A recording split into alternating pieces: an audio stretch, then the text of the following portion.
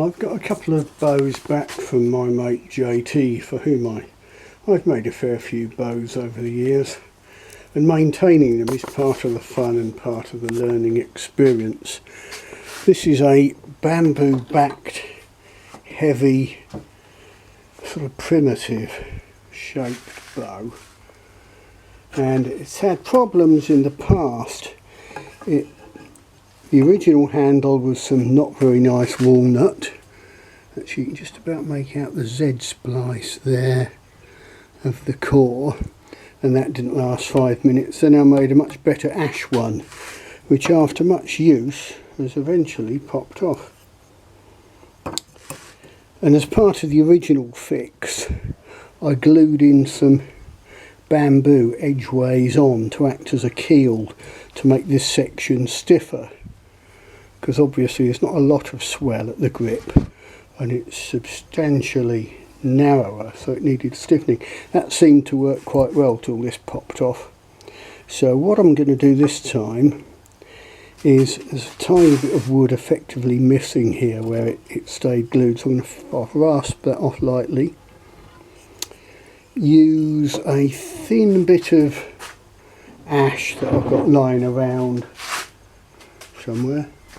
Here we are. Use some of this ash to effectively make up for the missing wood. So there'll be a thin slat of ash where the fade is. Then this will be flattened out on the belt sander to remove these tears. Then glued back on. So you'll have bow, thin layer of ash, original grip, but that'll all be degreased and sanded. And this time I'll bind it with fine linen thread, which will have super glue soaked onto it, and that'll just make sure the two bits hold together to stop any flexing, just popping them apart. That should be a good final fix. Shame the glue line didn't totally give way, else I could just glue that back in and fill that with something. But of course you've got to get rid of the old glue. That's a common mistake. People do, oh, we'll glue that back together. But no, you've got to get back to good clean sound surfaces. So anyway, I'll be tinkering around with that. The other one is a fairly massive old workhorse of a war bow that's been going for a good long time.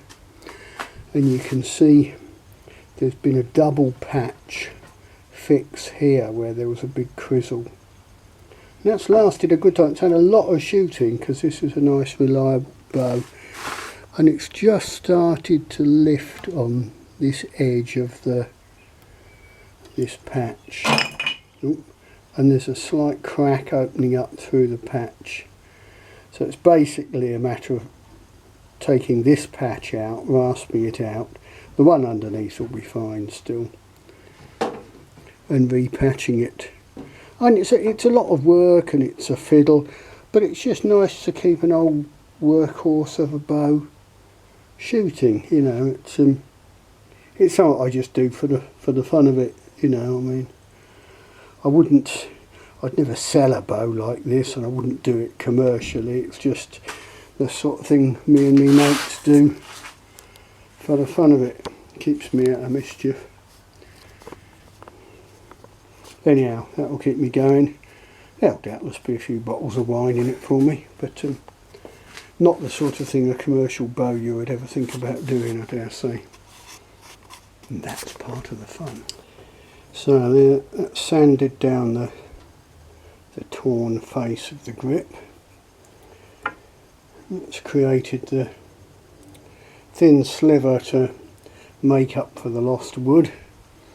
It's cleaned that up, which interestingly shows some of the early repair work where there was splitting out and tearing where the wood had given way rather than the glue line, and that keel was put in. So we'll glue all this up in one hit. Then the hard bit is blending this in so that we don't actually dig into the limb here and create a weak point. So I might just blend these corners in a little bit more. But it's a two-edged sword. If you blend it in too much and make this taper, then you can't exert enough pressure on the glue line to get it to stick. So it's a sort of compromise. Basically glue it down, then blend it all in very carefully is the only real answer. I might trim away a bit of this excess just a bit closer to my pencil line, just so that I can glue it up a bit tighter. And we'll see how it all goes. I did consider putting a couple of little pins in just to locate the handle during glue up, but instead I decided to trim the intervening bit of wood quite close, so that when it's strapped up it should all sort of self-align quite nicely. You know, is putting a couple of pins in a problem creation exercise? Does it do more harm than good? Don't know. There, you'll see I've got the glue in place and the whole thing strapped up with masking tape to sort of give me the alignment, because it's all very slippy and wibbly wobbly with all that glue. Hopefully the masking tape should keep it in position. I'll do a light wrapping with rubber strapping, hey, that rhymes. Then I'll go over it even tighter.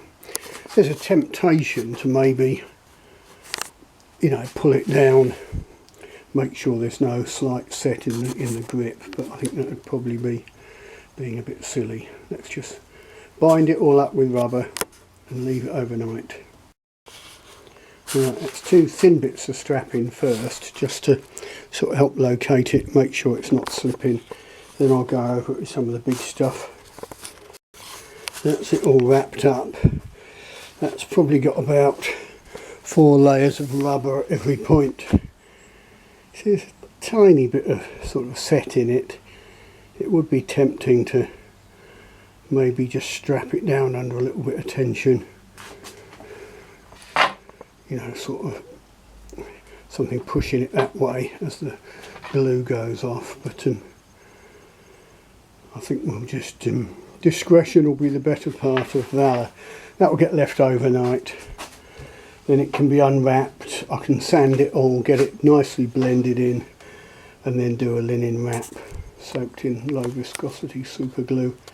There's a belt and braces fix. I mean, it's been fixed about 3 or 4 times so far, so it'd be nice to get it finally done to a state that will remain good.